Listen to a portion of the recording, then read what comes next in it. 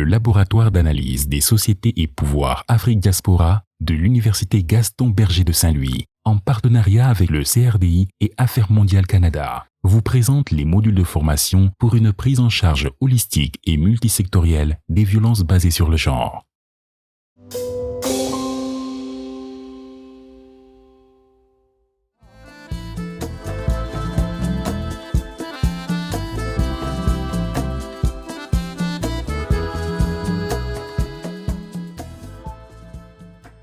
Bonjour, je m'appelle Khady Badio, Madame Thiam. Je suis la coordonnatrice chef de projet de la Maison Rose, portée par Univers L Sénégal, qui est une association à but humanitaire.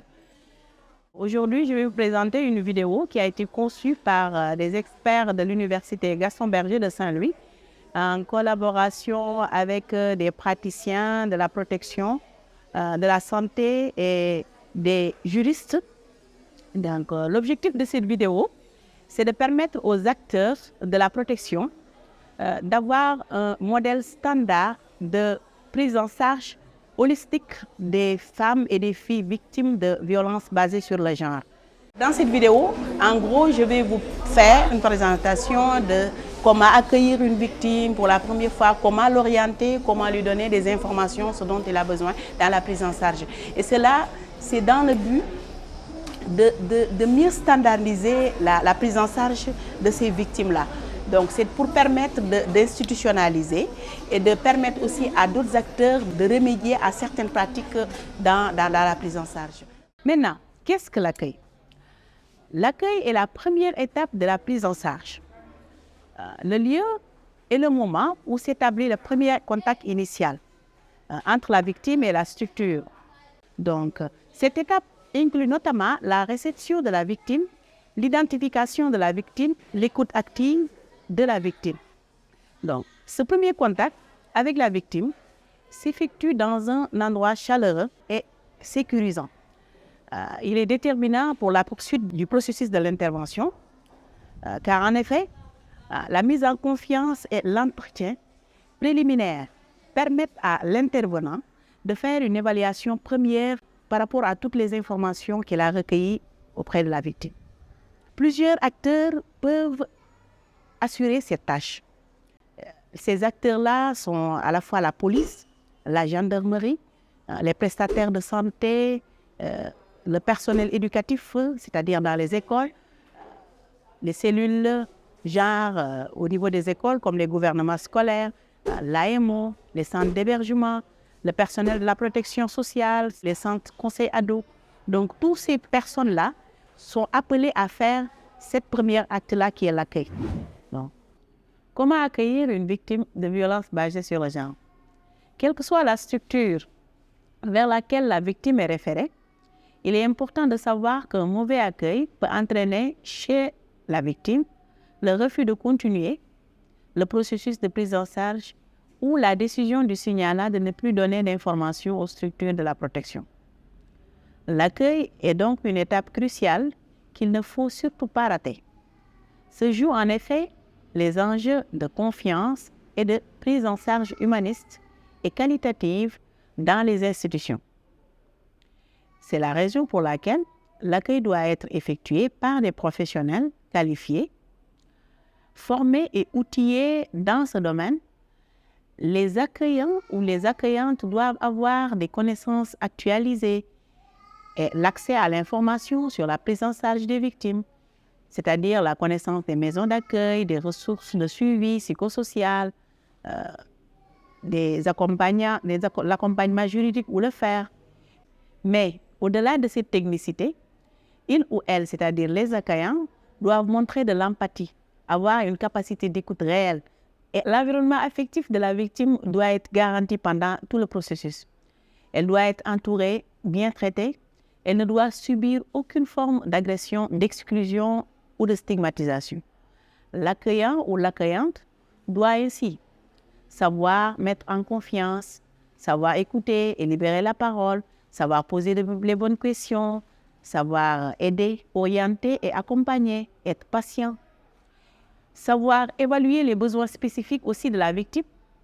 Il faut aussi qu'il cherche à apporter des réponses aux besoins de la victime Alors, pour un accueil de qualité, les éléments suivants sont importants, c'est-à-dire un cadre sécurisé, propice à l'accueil, et l'installation d'un climat de confiance, de convivialité, l'empathie, s'assurer que toutes les conditions sont réunies pour que la victime puisse verbaliser son vécu, établir une communication si la personne ne parle pas la même langue, chercher une interprète si c'est nécessaire, éviter les commentaires déroutants et humiliants, les jugements et les conclusions hâtives.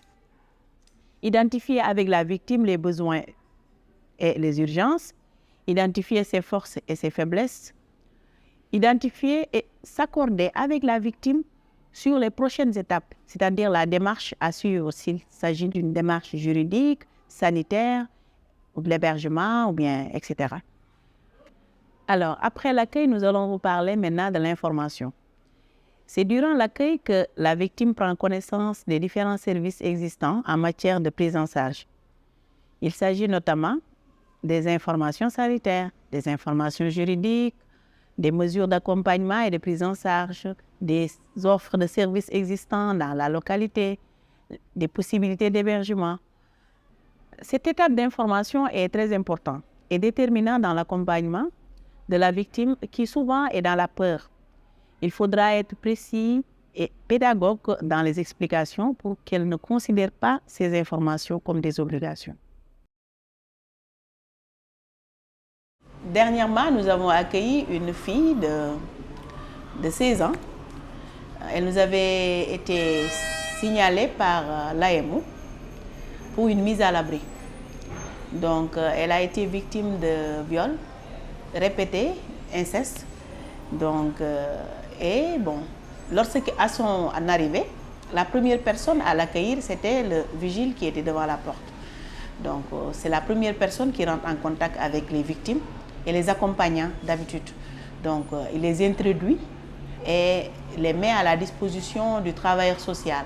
Maintenant, quand on l'introduit, la plupart du temps, on ne reçoit pas avec l'accompagnant. On peut prendre l'accompagnant toute seule avec la fiche de référencement pour une première information, parce que l'accompagnant est là pour donner la fiche de référencement et en même temps expliquer les premières données sans pour autant rentrer dans les détails. Si c'est une mineure, on introduit l'accompagnant, on l'écoute, on prend les référencements et là, on accueille la victime et on l'écoute. Maintenant, dès ce premier contact, la mise en confiance doit être jouée. L'éducateur ou bien le travailleur social qui est en face de la victime. Et là, la première des choses, c'est l'observation, qui est très important. Tu regardes la victime, tu es dans l'accueil chaleureux, l'empathie, si elle est mineure, si elle a l'âge d'une nièce, etc. Ça peut être, tu le taquines, comment tu t'appelles, par l'identification, tu peux l'identifier en le taquinant sans pour autant qu'elle se rende compte même que tu es en train de l'identifier. C'est très important. Parce que si c'est des questions-réponses, en fait, elle peut se sentir comme si c'était une interrogation. Donc, il faut que l'accueillant joue sur cet aspect chaleureux-là. Chaque cas est différent de la manière dont tu l'abordes pour créer cette mise en confiance-là, pour que la personne soit à l'aise et te livre ce que tu veux savoir. Au premier vue, il y a une première écoute qui est là. Quand tu fais la première écoute, tu évalues la situation et tu vois les premiers besoins. Et c'est comme ça, après l'évaluation de ces premiers besoins-là, s'il y a besoin sanitaire, on y va. S'il y a besoin de l'installer, dans ce cas-là dont je vous parle, c'était de mise à l'abri. Donc, c'était une explication de ce que c'était la Maison Rose, où est-ce qu'elle était, avec qui elle va être, comment fonctionne la maison, pour qu'elle soit à l'aise, pour qu'elle ne se sente pas comme étant un centre d'accueil où bon, on le met à part ou bien on l'extrait de sa famille. Non, mais c'est une maison où elle est avec ses autres sœurs, des femmes, des enfants, des bébés, donc comme dans nos maisons, on lui explique ce qu'on fait dans la maison. Et c'est comme ça qu'on la rassure, qu'elle n'a plus cette peur de où je suis, qu'est-ce que je trouve ici, où est-ce que je vais, etc. L'installation, c'est lui présenter la maison, qui est souvent fait par c'est pair. C'est-à-dire, quand tu décides de l'installer dans une chambre, la personne avec qui elle partage la chambre est la première à rentrer en contact avec la fille. Et c'est comme ça qu'on a procédé. On a appelé ça voisine de chambre, on les a présentés et ensemble, c'est elle, la voisine, qui fait le tour pour lui montrer toute la maison, comment ça fonctionne et jusqu'à l'installation dans sa chambre pour qu'elle se repose en attendant que la suite du processus soit continue. C'est-à-dire, elle est installée, elle se repose, après ça va être quoi? En collaboration avec l'AMU qui nous l'a référé, les premiers services qui étaient le sanitaire, l'amener comme elle est victime, voir un médecin pour constater les faits et après continuer le processus avec l'AMU sur le plan juridique et autres. C'est ça. Dans cette vidéo, nous avons présenté l'accueil et l'information des victimes de violences basées sur le genre. Et nous espérons que cette séquence fera l'objet de partage auprès des différents acteurs intervenants et partenaires dans la chaîne de prise en charge. Je vous remercie.